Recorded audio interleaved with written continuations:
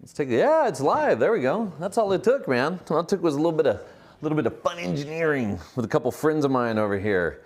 What's up, everybody? It's Drew Lentz, the Wireless Nerd, back with Waves for October 23rd. I've got Rob Boardman beside me. Got a special guest hanging out over here.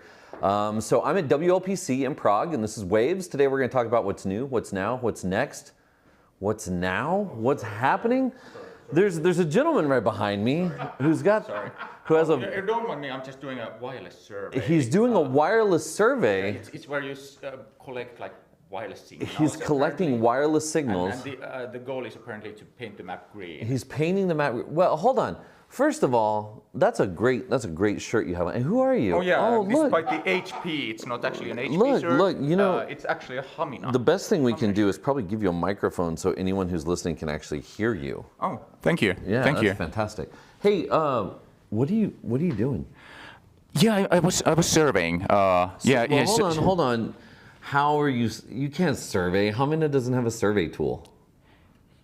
Yeah, not yet, right? Not yet. But we're going to announce it here at WLPC. So really? Yes, really? You sound genuinely surprised, Drew. Well, look here. Come here. Look, there's a chair behind you. No, I'm good. We're live. This is a lot of fun. I got guys. If you don't know who this is UC. UC's with Hamina, and we're here. We're in Prague at WLPC for Europe 2023. And what better place to talk about what's now and what's new than with someone who's having some fun innovations. Yeah, thanks for totally unexpected having me on air. So you said you're announcing something here. Correct. So it's going to be a combo of like an app for site surveys. Like it's fully blown, like you can do everything on the app itself, like put in the maps, create projects, set the scale, everything, perform the surveys, and then it's a hardware, like a quad radio hardware with an optional spectrum analyzer. A quad radio hardware with the spectrum analyzer. God, I wonder what that would look like. Do you think it's small enough to fit in your pocket? It probably is. I mean, that's a big jacket. Yeah, it is. I'm not going to pull on this, but what's this thing? Yeah. So it's connected via cable to your iPhone, iPad, MacBook, any type of cable, USB-C, Lightning. USB-C. And of course you can use a USB-C to Lightning converter if you want to use it like legacy iPhone stuff like that. I love it. Well, that sounds like that's definitely what's now and what's new at the same time. I appreciate you interrupt me completely. Listen, you just happen to be walking through the set here. Yeah, completely randomly. Randomly. Totally not staged. Not staged at all. Well, awesome. Well, man, what else do you want to talk about? Well, what's new with you, Drew? Listen, how about this? What's new with you, man? I'm so excited. I'm here, and I love being at WLPC because it's just same. You get the right group of people around, and you can talk about the stuff that only matters to a very small group of us, but that everybody in the world uses. Yep. And so it's cool, it's always fun to see the innovation and just people talking about different concepts and ideas, and just being around the crew. Especially in Prague. The weather's. It hasn't been bad, has it? And congrats on Waves. It's been great. It's fun. I'm a loyal follower. I really appreciate that. Thanks for posting on LinkedIn as well. Yeah, it's so right. It should be working. We're supposed to be on LinkedIn right now. Shall I photobomb you guys? Oh, Vasilios is here somewhere. Fantastic. Oh, surprise. Hey, Rob's here photobombing us. We got the live audience. Nice. Yeah. So, what's interesting? So here's my little notes on what I'm going to talk about. You know what else has happened? I was reading this article today. Look at this. And it's talking about how Wi-Fi can see objects through walls.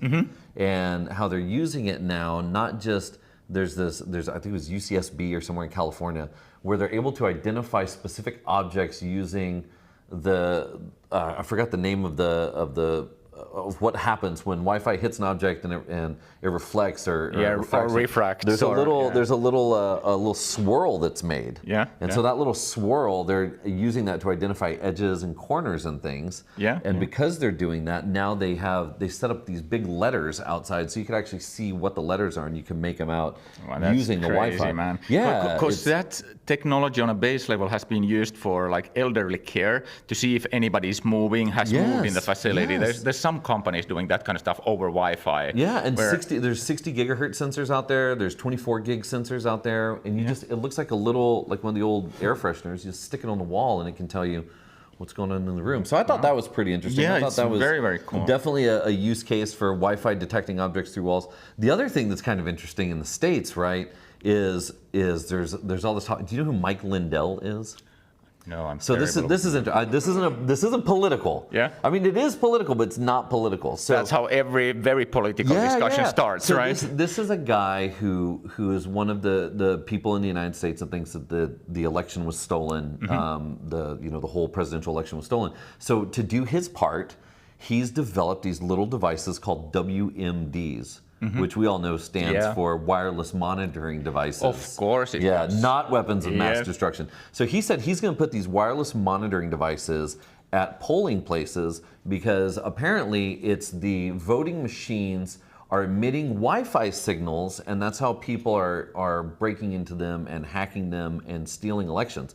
So he said, I'm going to make these little Wi-Fi devices that detect Wi-Fi signals, and they capture open SSIDs, and they capture client information, and they capture all this stuff. And I'm going to outfit people with them and send them to the polling places. What could possibly go wrong? Wow. So the state of Kentucky said, absolutely not. It's not something. But it was interesting because it's a take for us in this industry. I mean, we know the amount of data that can be gathered. Yeah. And to see someone saying, hey, I'm going to use that to try and identify something nefarious happening was kind of interesting. I wanted to see if I could buy one because they just look like Raspberry Pis with the screen. But anyway, so WMDs in polling places. Wow, man. That's so, very, very interesting. Yeah, I'll let you go. Thank you, Joe, for having me. Man. And yeah, keep doing this. This is amazing. Like, enjoy I detecting really enjoy the show. your Wi-Fi through. I'm excited. All the stuff will be posted from WLPC as soon as it's over, so you'll be able to see. We have a speaker slot here. And do you know if you're speaking Wednesday or Thursday? I was hoping for Wednesday. Let's see if Master Keith approves. So, well, pay attention. You'll see UC showing off. Are you going to show off what's in your pocket this week? Or Absolutely. It's in his pocket, y'all. It's in his pocket. Anyway. Hey, thanks, man. Cheers, man. Talk later. That was fun. So there you go. That's what happens when you're around a bunch of wireless people hanging out at a conference. You never know who's going to walk in.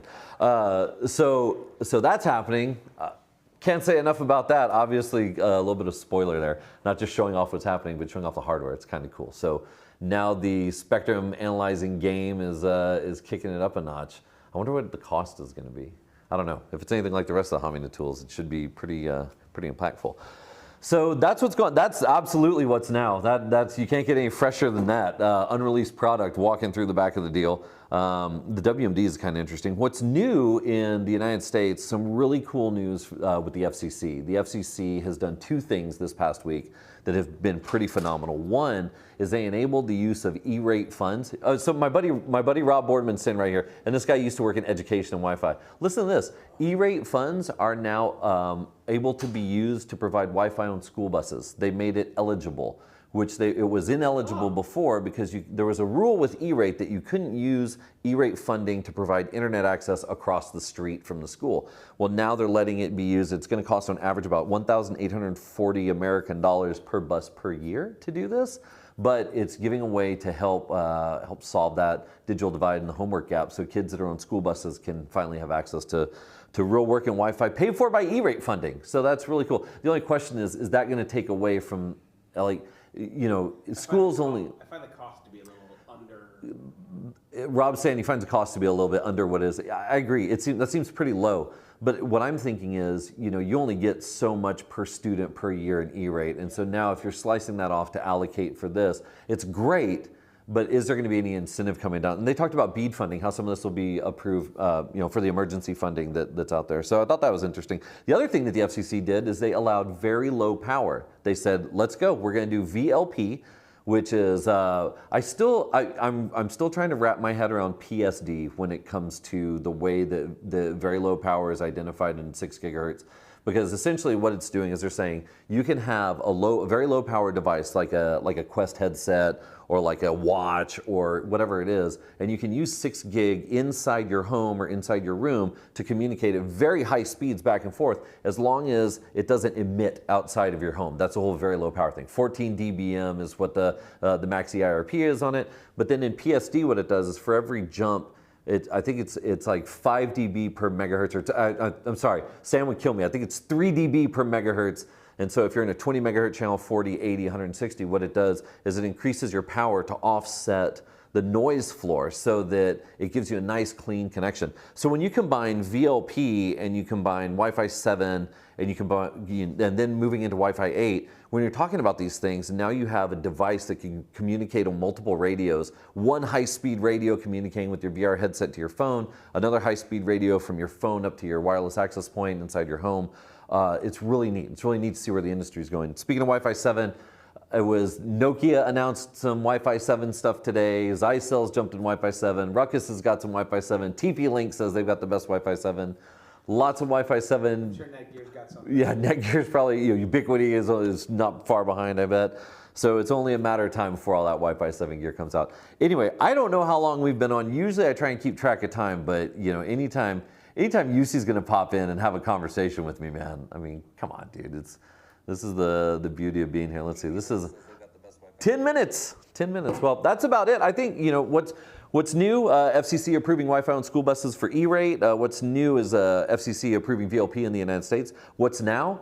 Obviously, what's now? We're at WLPC, man. The next 2 days are going to be filled with some incredible information.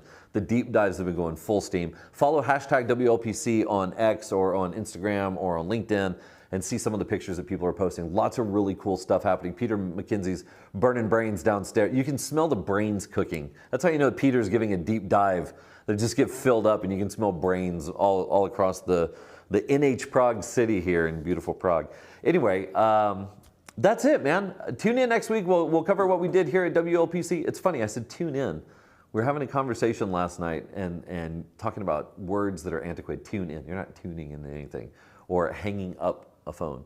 So here's what I want you to do. This week, if you find someone that's under the age of 8, ask them to pretend they're on the phone, because apparently the mobile industry is so, what's the word? I'm not invasive. What's the word I'm looking for? It's so saturated these days that old school people like us go like this when you say you're on the phone, and younger generations go like this.